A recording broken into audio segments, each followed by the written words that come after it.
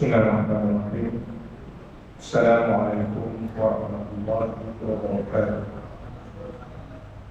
Alhamdulillah. Alhamdulillah rabbil alamin. Wassalatu wassalamu ala asyrafil anbiya'i wal mursalin wa ala alihi wa ashabihi ajma'in. Subhanaka la ilma lana illa ma 'allamtana innaka antal alimul hakim. Rabbi shrah li sadri wa yassir li amri wahlul 'uqdatam min lisani yafqahu qawli. Amin. Alhamdulillah. Pertamanya saya memulakan ceramah kita pada malam ini dengan kalimah tahmid dan kesyukuran kepada Allah Subhanahu wa taala atas lipat kurnia dan izinnya kita dapat bersumpah pada malam ini untuk sama-sama berkongsi. Kita sebut berkongsi satu tajuk yang jarang-jarang sekali kita dapat mendengar dan juga kita kupas dalam masjid ini. Seterusnya saya mengucapkan terima kasih juga kepada kata kuasa masjid Kampung Tok Nasib Kuala Terengganu kerana sudi menjemput saya dan saya untuk sama-sama hadir pada malam ini bagi memenuhi antara lainnya program-program yang saya nampak memang dah sentiasa ada setiap malam tanpa gagal. Alhamdulillah, tahniah dan syabas kepada masjid ini banyak programnya. Cuma tuan-tuan dan puan yang saya hormati sekalian, pada malam ini kita bincang di luar sikitlah tajuk yang kita biasa bincang khususnya dalam bidang-bidang agama dan ibadah. Cuma pada malam ini kita akan bincangkan satu topik, satu tajuk yang berkaitan dengan kehidupan muamalah kita, urus niaga kita, urusan kita dengan masyarakat, urusan kita dengan negara, ya? Jadi insyaAllah pada malam ini saya diberi amanah untuk mengupas satu tajuk, iaitu azam baru bebas skandal. Ini maklumlah sehari dua hari lagi ni kita nak tahun baru pun. Walaupun kita di Terengganu mereka menyambut satu hari bulan Januari itu sebagai cuti umum, tapi secara globalnya kita tahu 1 Januari itu adalah permulaan satu tahun Masihi yang baru. Jadi bila kita ni bila sebut tahun baru, maksudnya ada azam baru, kan? Azam baru ni dia tak kisah azam 10 tahun lepas masih lagi baru. 10 tahun lepas kita berazam nak jadi seorang yang kurus, BMI dia bagus, 23 ke bawah. Macam saya tak faham ni, BMI tinggi ni. Tapi begitu 10 tahun lepas, tahun ni baru kita rasa 2024 ni rasa macam nak turunkan badan lah. Paling tidak dapat 80 kilogram tu okey lah tu. Azab tu. Kalau macam kita ada dua keadaan lah. Biasa sama ada kita nak memulakan sesuatu yang baik itu menggunakan tahun hijrah 1 Muharram, atau bolehlah kita nak gunakan 1 hari bulan Januari.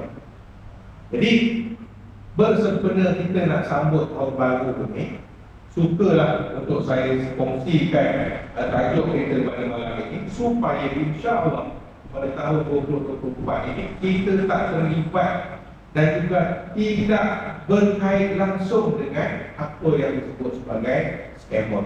Tuan-tuan jangan terkejut dan jangan tak sangka kita duduk-duduk boleh-boleh ada kat masjid ni, kat surau ke, kat dalam masyarakat kita juga ada terpalit terkait dalam scammer. Jadi tuan-tuan, sebagai permulaan apa itu scammer? Biasalah kan, kita tak kenal maka tak cinta kan.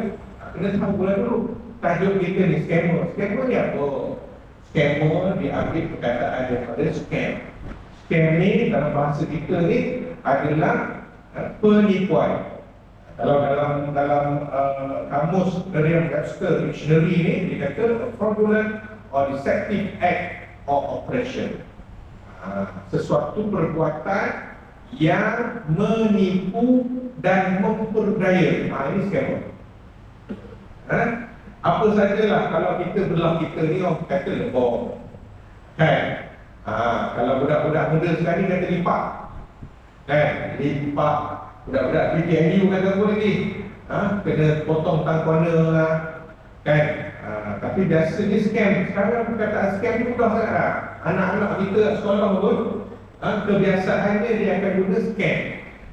Dia scam kawan-kawan dia kata mula-mula dia duduk dalam kelas, cikgu panggil dia, kawan tu keluar dalam kelas, keluar ada scam ini, kena tipu. So itu perkataan dia. Scammer ini penipu. Sekarang ini kita sendiri dalam masyarakat kan, kalau orang panggil kita scammer, kita akan terasa. Kita berkawan nama apa? Tiba-tiba lah dia kena satu urus niaga, kawan kita rasa ditipu, terus dia panggil kita scammer. Cukup rasa tuan-tuan. Kalau disembang dalam grup WhatsApp masjid, dia kata soal kawan dengan mak scammer, aku kena scam dengan dia. Habislah kita. Nama baik yang kita dah bina 10-20 tahun yang lalu musnah kerana perkataan scammer. Kalau penipu dah lagi orang-orang kita ni, kan? Kita sebutlah apa saja, tapi kalau kita kata mu ni kan munafik, tengok cara dia balaskan kita macam mana. Kalau kita cakap kau ni penipu lah, tak boleh lah kawan dengan kau ni, tapi cuba kata mu munafik kan, tengok macam mana dia, kan? Itulah kita manusia. Dan tuan-tuan, scammer ni, penipu ni memang terang-terang Allah dah sebut. Allah dah sebut dan Allah larang pun. Khususnya dalam menipu itu, surah An-Nisa ayat 29, Bismillahirrahmanirrahim. Ya ayyuhallazina amanu la ta'kulu amwalakum bainakum bil batil. Wahai orang-orang beriman, janganlah kamu makan harta di kalangan kamu dengan cara batil. Batil ni apa? Batil ni tipuan.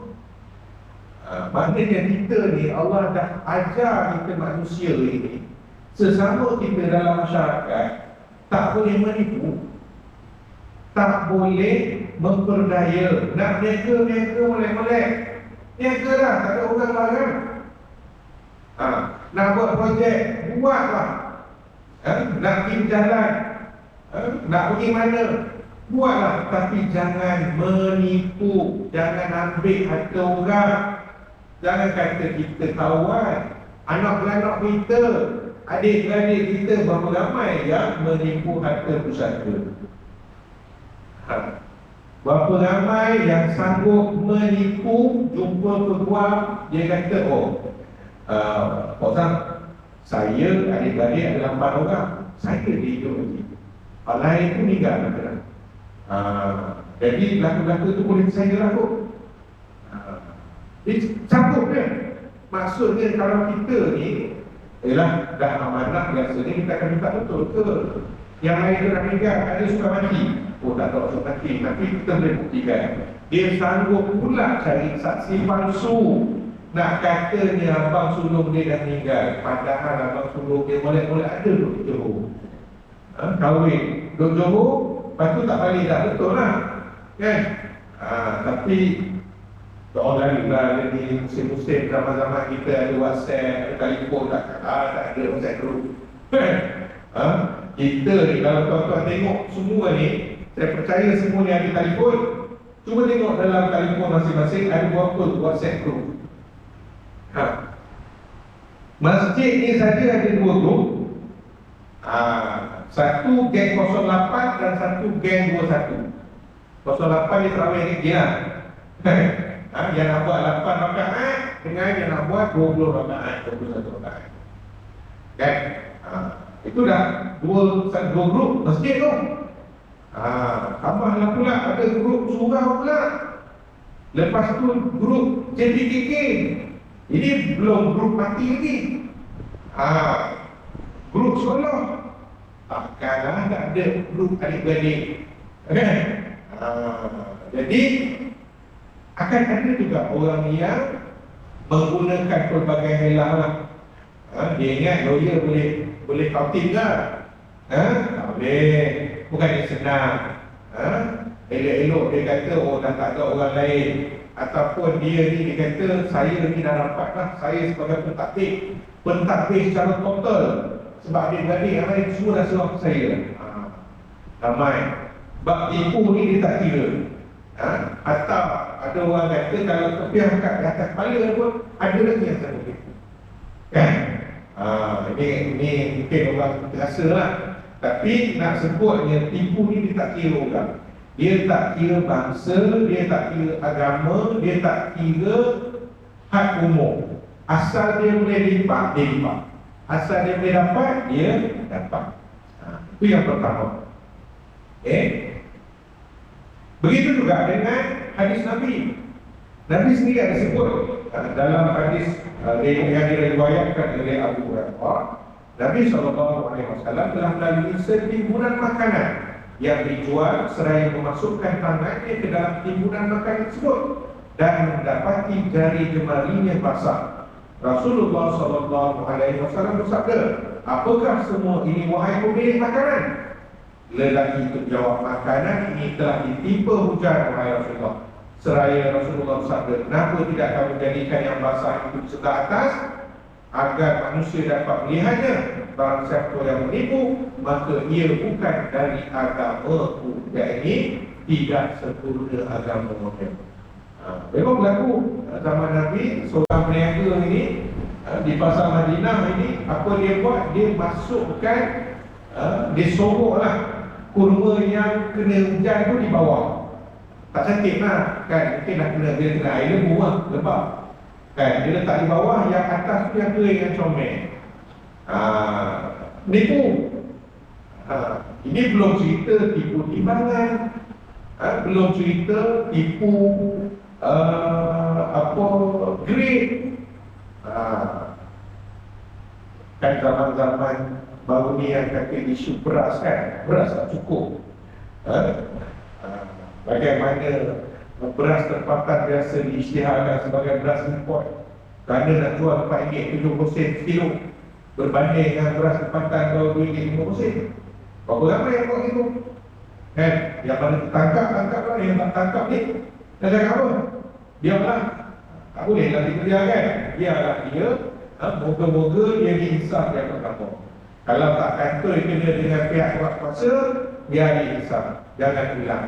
Tapi kalau dia lebih sangat, biarlah pihak berkuasa ambil tindakan semacam ni. Kan? Dan disahkan orang. Luput kita tidak percaya, mana dapat? Kan?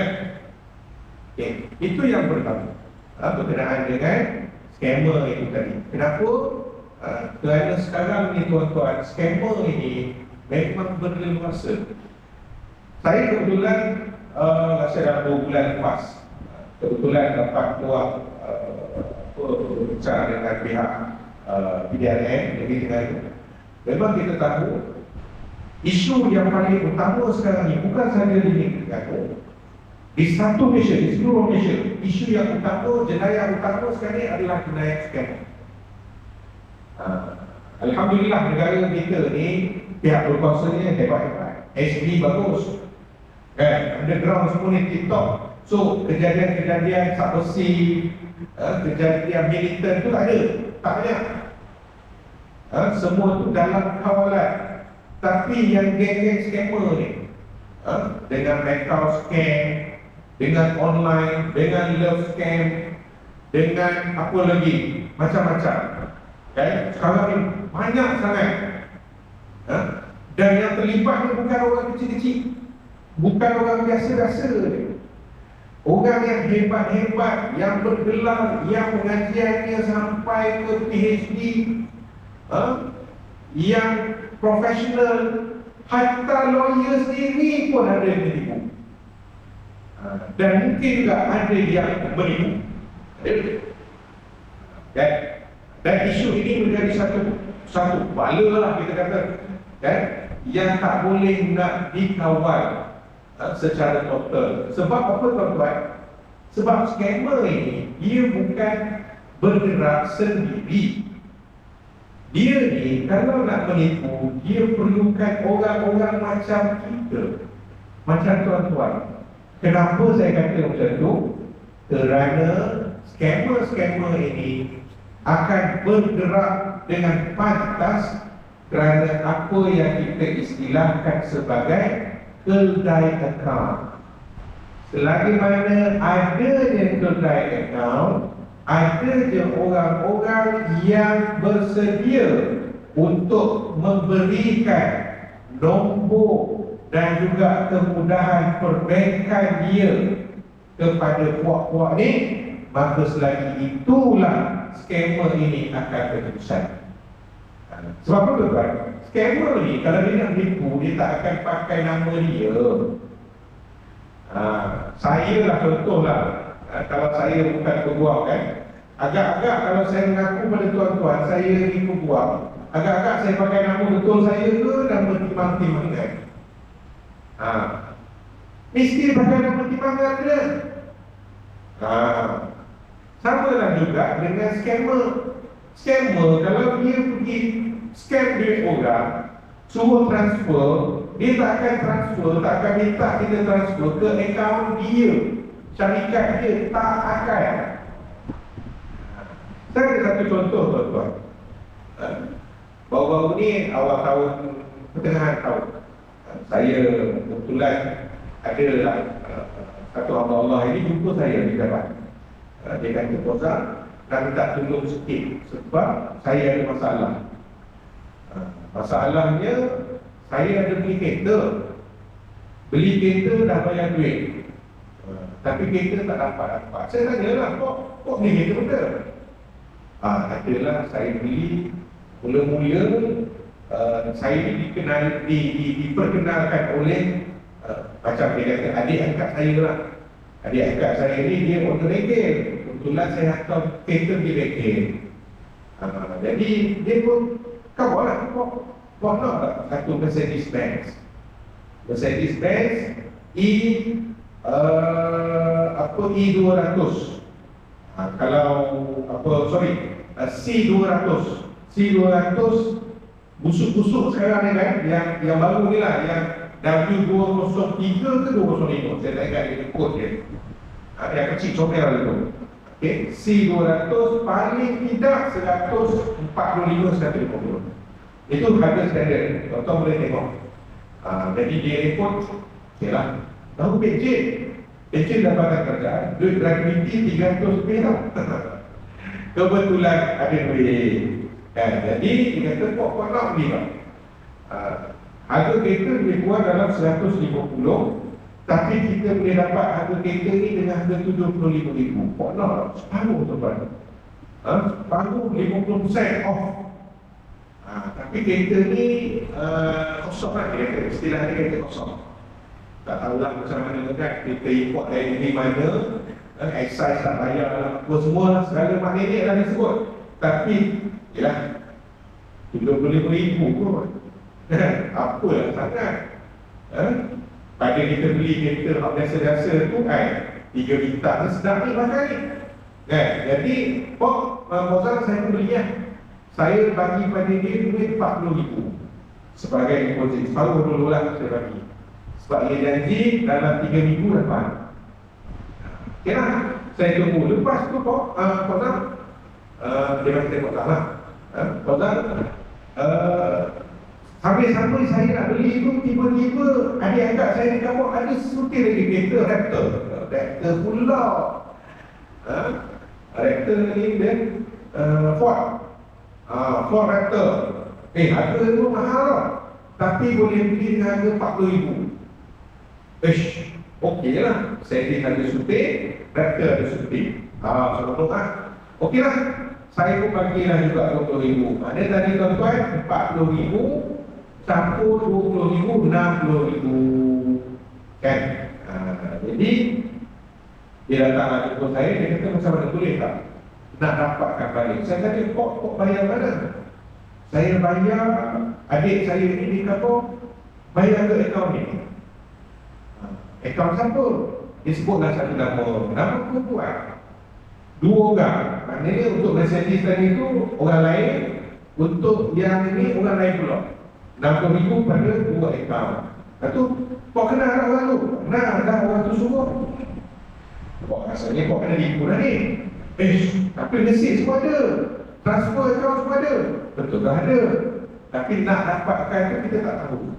Tak, adik itu mana pula? Adik itu pun dia kata bila saya minta ke dia, dia kata dia pun kena juga. Rupanya sebelum saya beli kereta tu, dia dah beli kereta lain dah.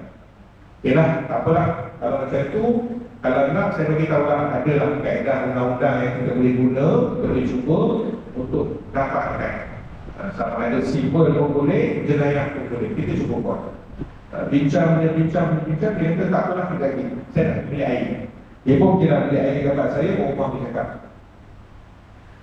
Pak Zan, Pak dia cerita ke Pak tu putih. Pak Zan tahu tak berapa putih sebenarnya? Pak Zan agak berapa putih dia beli semua kereta pelbagai kenapa. Agak berapa? Tuan-tuan, 14 biji. Dalam pada dia dah beli tadi tu biji, tak dapat 3 minggu, tak dapat. Dia beli mungkin dalam tempoh 8 bulan. Benda tu berlaku. 14, kita congak harga berapa? Dia dah habis duit RM640,000. Kejut saya. Saya ingatkan tadi je takat 60,000 tu gagal lagi lah.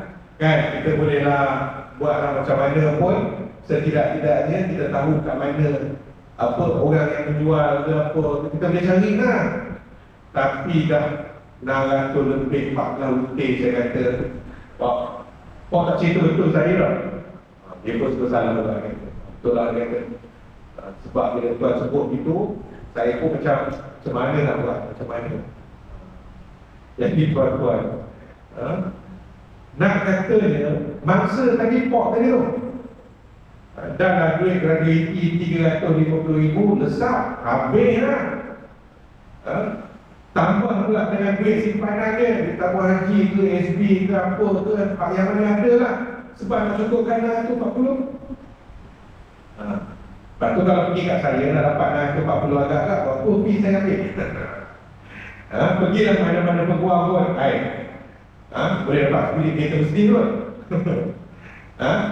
Tapi nak sebut dengan tuan-tuan, pertama, Pak ni kena tipu. Nak salahkan siapa? Nak salahkan orang tu. Kita betul dia kata saya ada bukti pembayaran, duit 640,000 ni ke mana? Saya tahu. Ya betul. Kita tengok balik semua nama tak mana-mana. Pak kenal tak orang ni? Tak kenal. Dah jumpa tak? Tak jumpa. Habis. Kalau tuan-tuan kita nak pergi buat tuntutan kepada penama-penama tu pun, dia pun tak tahu tuan-tuan. Dan kebanyakan mereka-mereka ni, yang nama-nama yang saya sebut, yang ada 2-3 orang, yang perempuan semua ni, mereka ni apa kita panggil sebagai kedai akaun ni, dia orang pun tak tahu. Dan dia orang sendiri pun, kalau kita buat report polis, dia bukan pun masuk ke dalam. Lepas tu tuan-tuan, insyaAllah kita bincang tajuk kedai akaun ni nanti pula. Kesan dia pula. Hari ni kita bincang bab scammer dulu. Bab macam mana kita nak elak diri supaya kita tak terkena menjadi mangsa penipuan. Nanti ada masa kita akan bincang macam mana pula kita nak mengelak diri, ataupun kalau kita dah kena dakwa, kita dah jadi kedai akaun, macam mana pula kita nak buat. Yang ini pun masalah juga. Banyak. Okey. Berbalik kepada scammer kita tadi. Selagi mana orang-orang macam kita, anak-anak kita, adik-beradik kita yang tak kongsikan nombor akaun dia, tak bagi kat orang tu, kat scammer ni, scammer dia tak akan boleh buat kerja dia. Macam mana nak buat kan? Dia boleh tipu orang, tapi duit dia nak masuk mana? Agak-agak kalau lah dia tipu, lepas tu suruh masuk akaun dia, rasa kena baksa dulu kot. Tapi bila dah bagi third party, kita sendiri pun kadang-kadang tak sedar. Ini banyak juga kat masjid. Tiba-tiba subuh tadi, lepas subuh, sambil-sambil kita minum kopi, tiba-tiba dapat WhatsApp daripada Tok Imam. Imam kata, Ji, saya ada dekat KL ni, anak buah sakit. Boleh tak Haji pinjamkan saya RM400, besok saya balik kampung, saya bayar balik. Betul, WhatsApp ataupun telefon kita tu, online kita tu nampak memang nama Tok Imam. Tok Imam minta duit. Kita pun tanpa usul periksa, terus transfer lah. Tapi pelik juga, sebab tu nama orang lain. Contoh, Tok Imam nama Haji Ibrahim, tapi nak kena transfer kepada nama Siti Maimunah, binti Abdul Rahman. Macam lain kan nama ni kan? Tak pun ada unsur-unsur orang Jawa sikit kan? Siti Maimunah binti Ngadimun. Hai, Ibrahim ni bukan orang Jawa ni. Macam mana anak saudara dia? Tapi kerana kita ni percaya kan, transferlah RM400 sikit. Mulai-mulai ada Zohor tadi jumpa tu Imam.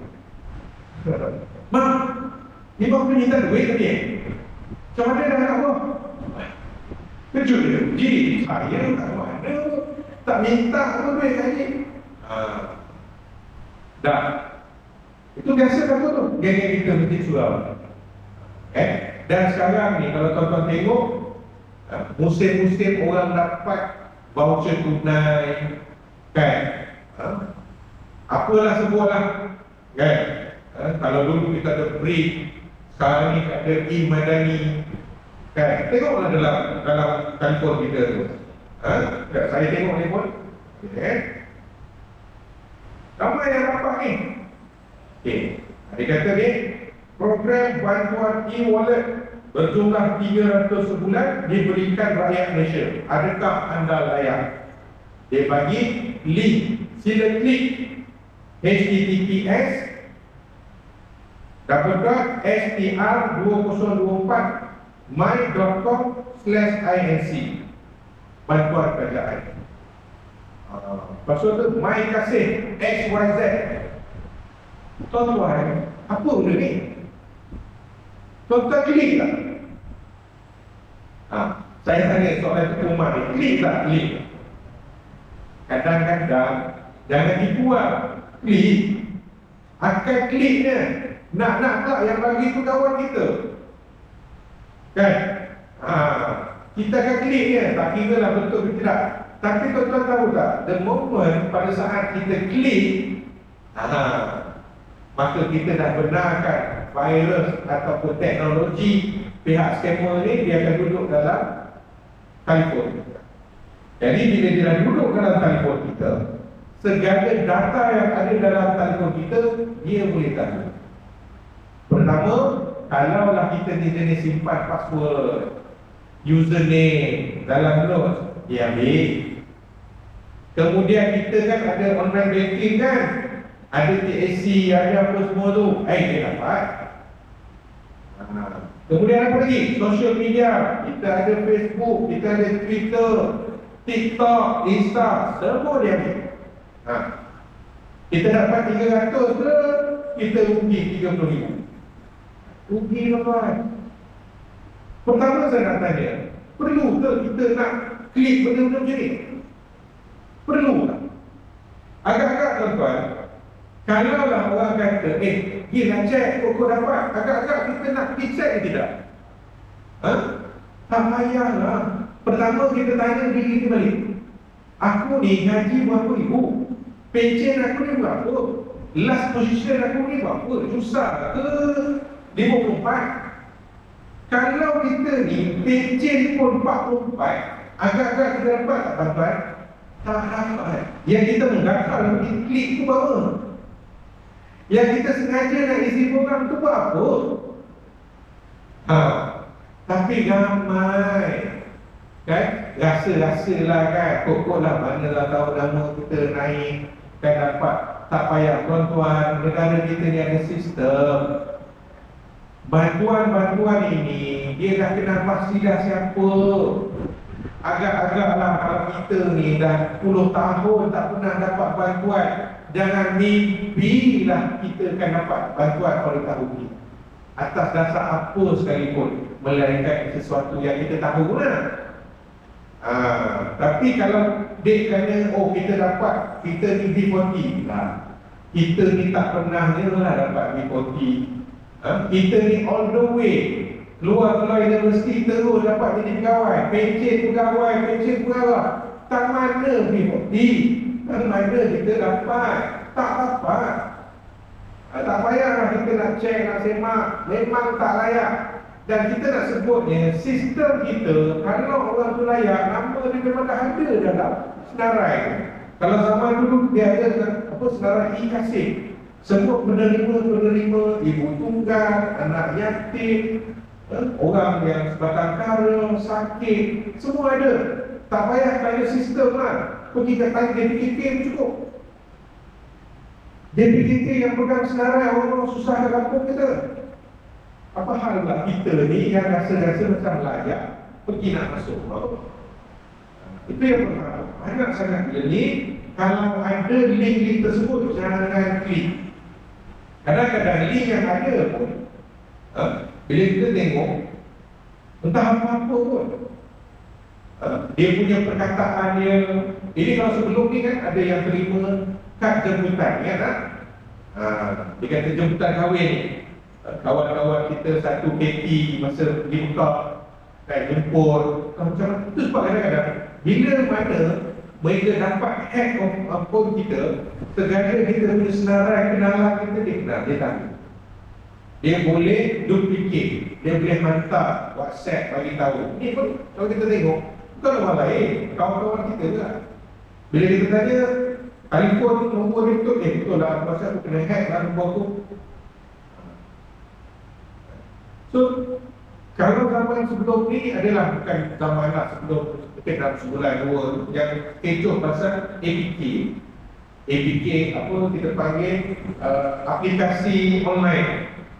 Dia hantar satu bentuk folder, kita klik folder tu yang ada APK, automatik dia akan masuk, dia akan ambil semua.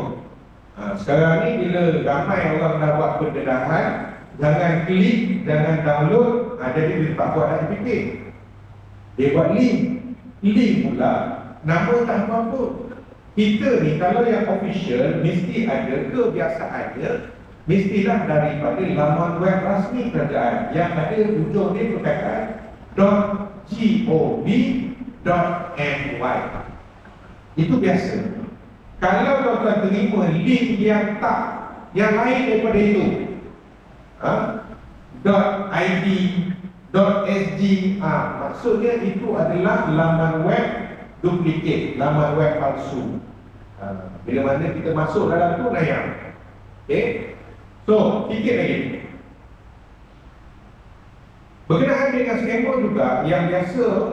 Kalau kita orang masjid surau ni, ialah kita orang masjid surau ni takkan nak cari pelaburan yang tak sah lah kan.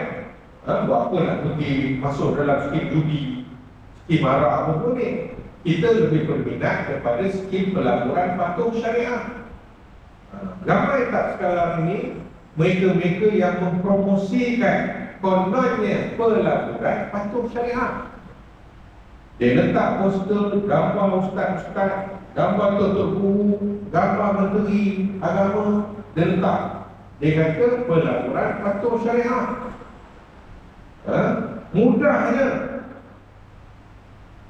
tak perlu buat apa-apa, letak modal aja, 3 jam dapat keuntungan. Wih, senang. Masuk 300 dapat 1,000. Masuk berapa ni? 800 dapat 15,999. Ni yang saya dan simpan tadi.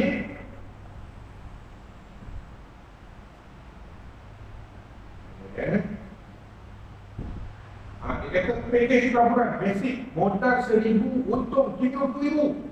Modal 1,500, untung 60,000 dalam masa 3 jam. Wih, Niaga apa tuan-tuan dapat untung macam tu? Kita jual orang pun tak dapat macam tu. Unta pun tak dapat macam tu kan. Ini dia kata patuh syariah. Tuan-tuan, laporan patuh syariah ni banyak kaedah dia untuk kita nak pastikan, nak kena tahu dulu. Yang pertama dari sudut untung dia dulu, aktiviti dia dulu. Yang pertama aktiviti itu.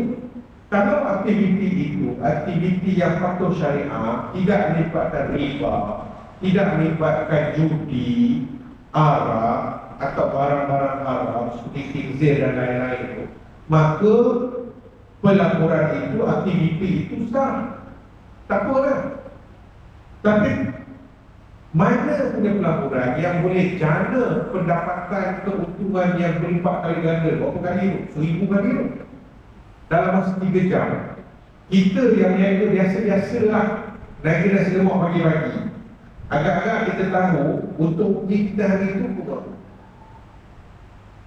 kita start niaga pukul 6.30 buka gerai dah.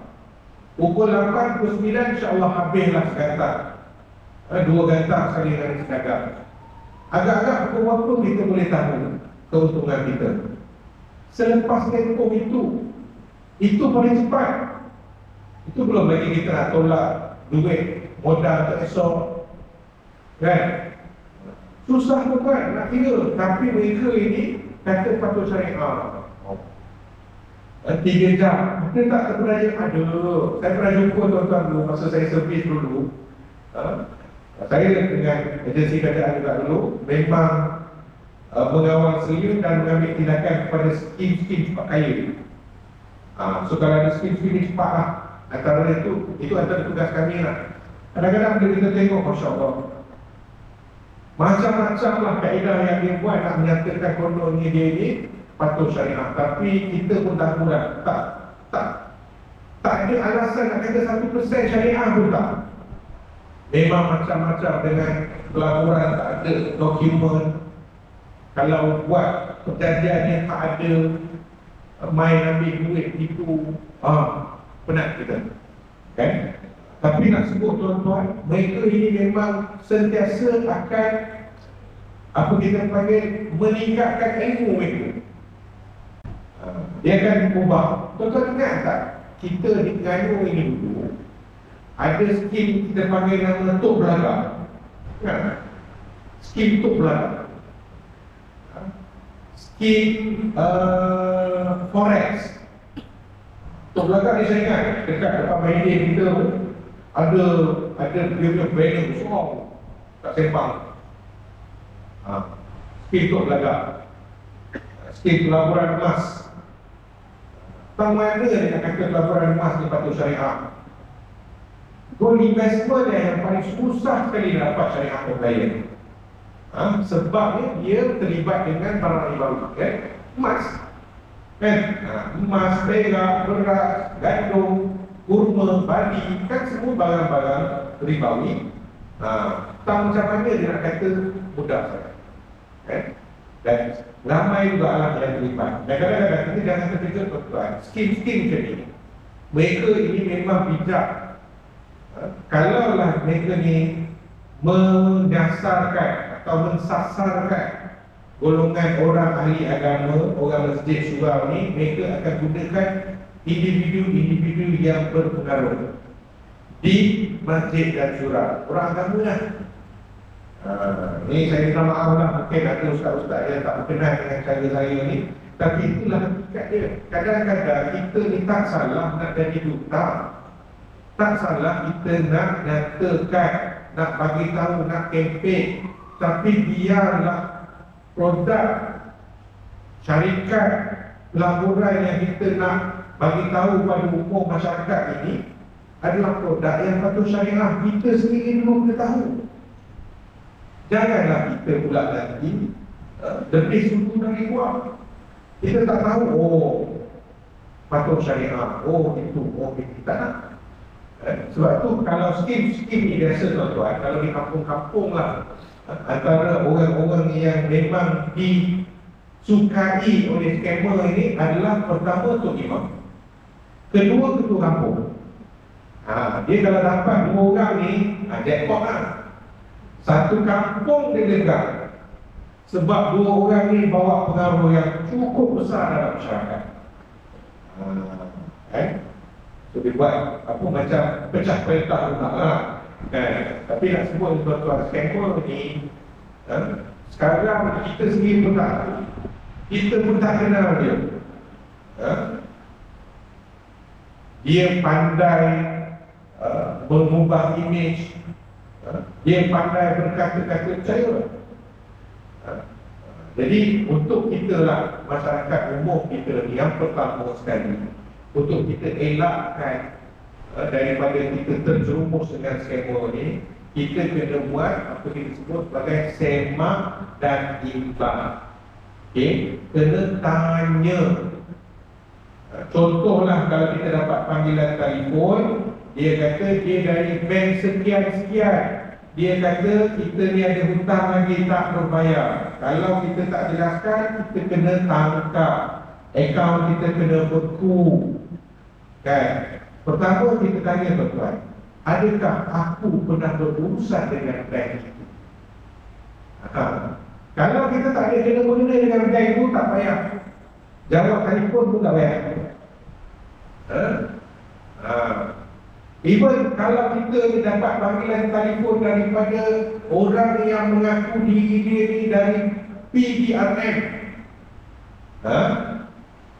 biasanya tuan-tuan, orang polis ni kalau dia perlukan kita, dia akan kontak kita, dia tanya, nama Pok Ahmad bin Abu ke? Ya, saya ASP Nizam Amin. Boleh tak Pok datang ke IPD Kuala Terengganu petang esok? Kenapa tuan? Tuan Haji datang ke? Itu je. Pihak polis dia tak akan meleweh, dia tak akan tanya, mengikut rekod kita sekejap saya nak semak bagi nombor IC, tak payah. Dia telefon kita tu pun dia dah tahu dah. Dia bagi pilihan, Haji nak datang balai ke, kami jemput Haji. Tuan, saya datang balai, tak apa. Kenapa tuan? Kita sembang dekat balai Haji. Macam tu. Tapi ramai tak kita yang terkena, yang tak tahu tiba-tiba rasa, kenapa Kan ramai kalau benda tu nak kurang tak berapa banyak, sebab ramai orang nak celik Kalau tak dulu, dia telefon kita, dia kata dia dari IPD, IPK Sabah dekat Sandakan. Call kita, dia kata kereta kita atas nama kita accident, mati orang tu. Jadi kita kena cepat-cepat kena pergi Sandakan. Tuan-tuan, kita duduk Terengganu. Terengganu kita ada flight pagi satu, petang satu. Itu pun ke KL. Macam mana kita nak direct ke Sabah tu? Sabah kalau KK tahan lagi, Sandakan. Satu naik muka lah. Tapi dia kata dia orang ni nak sangat, dia cakap macam-macam. Lepas ni tuan-tuan, kalau terimalah panggilan macam tu, pertama tak payah jawab. Kalau mereka betul-betul nakkan kita, orang yang jujur, contohlah pihak polis ni, dia akan sebutkan tadi lah, Cik Abu, saya ASP Nizam. Cik Abu, kalau ni saya nak jumpa Cik Abu besok boleh tak? Pukul 3 petang, jumpa saya tingkat 2. Itu saja. Kalau ada leweh-leweh tak payah. Sama juga dengan mahkamah. Kata ada kes lah. Tuan-tuan kena ingat, kadang-kadang pihak bank, orang yang kerja ada masa ataupun dia ada working hours dia.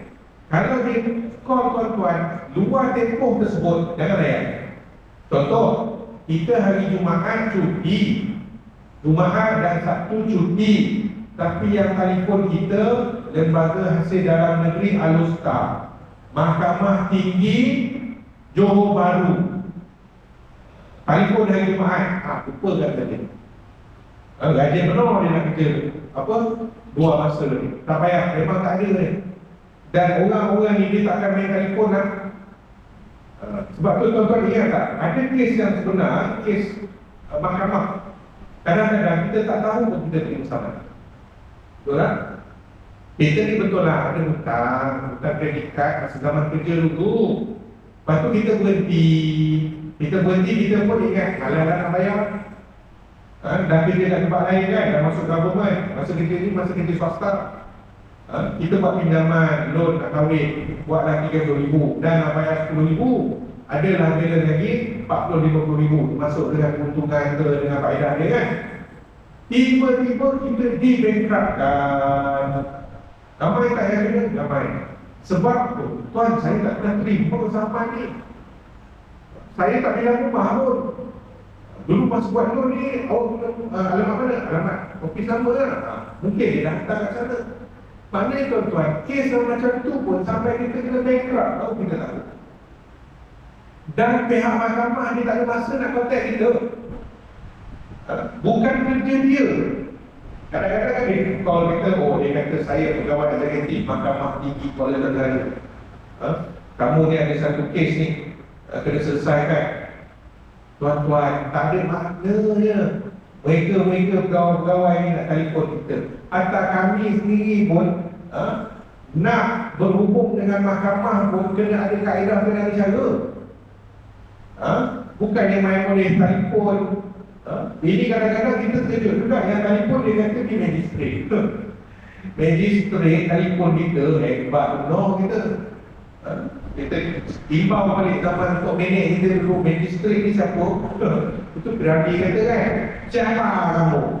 Magistrate, lawyer, doktor.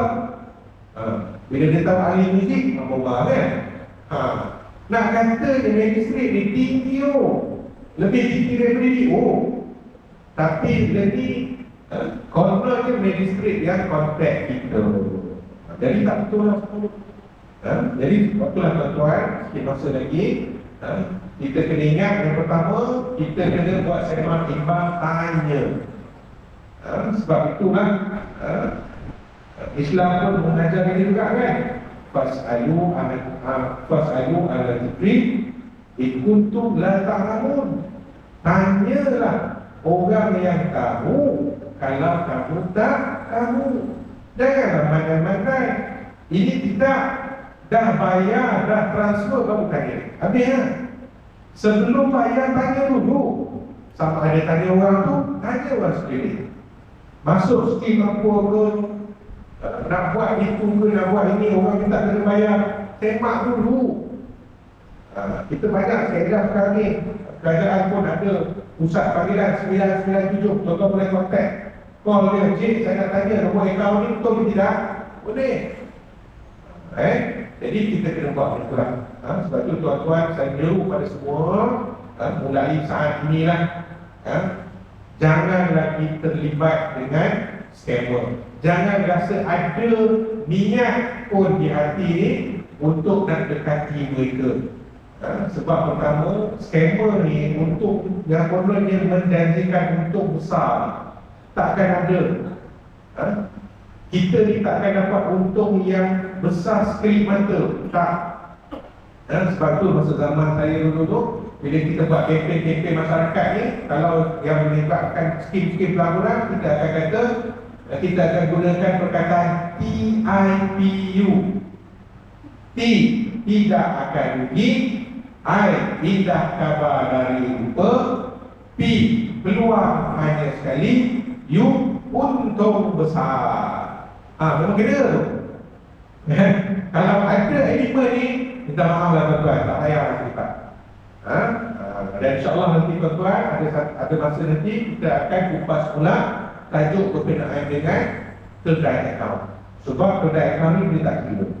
Selagi mana kita ni ada account bank dan kita pernah share account kita dengan orang lain, kemungkinan besar account kita akan disalahguna dan mungkin kita akan didakwa di mahkamah. Jadi insyaAllah ada masa nanti kita akan kupas tajuk tu pula. Saya pun kadang-kadang satu cerita yang saya bawa tu, seorang anak gadis umur 19 kena. Tak pasal-pasal kaedah ni macam mana nanti lah kan. Kita ni mungkin yang pernah bagi nama untuk orang itu, untuk ini, untuk sana sini, bagi kat orang, siap bagi pin nama lagi, pasal yang mana yang terlibat dengan alung buat pinjaman kan, nak pinjam 10,000, syarat dia kata kena bagi ATM card berserta dengan password pin number. Dan biasa kalau dah dapat tu memang selamat lah. Akaun kita akan digunakan. Dan bukan kecil anak dia punya tindakan dia boleh kena penjara tuan-tuan. Denda dan penjara. So kalau kena tu khususnya pejabat awam, kalau didakwa di bawah Seksyen 422, 411 kerana persiksaan, kerana jadi denda akaun, alamat kita pecek RM1. Maksudnya kita akan ditambahkan perkhidmatan. InsyaAllah tuan-tuan, kita cuba cari masa nanti, kita akan kupas pula tajuk kedai akaun. Bahaya kepada kita dan macam mana kita nak elak diri kita dan keluarga kita dari menjadi kedai akaun. Jadi saya rasa cukup sekadar itu dulu. Salam perkenalan kita lah pada malam ini. Moga-moga bermanfaat apa yang saya sampaikan pada malam ini, insyaAllah. Yang baik datang dari Allah Subhanahu Wa Taala, yang kurang itu dari kelemahan jadi saya sebagai manusia. Aku li qauli hadza astaghfirullah li wa lakum wa billahi taufiq wal hidayah. Wassalamualaikum warahmatullahi wabarakatuh.